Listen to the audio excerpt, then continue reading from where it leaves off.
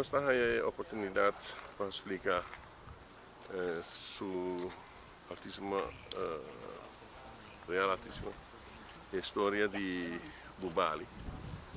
E Kiko Tour é voluntário na Ahasi para poder resgatar. É um lugar bonito aqui. Okay.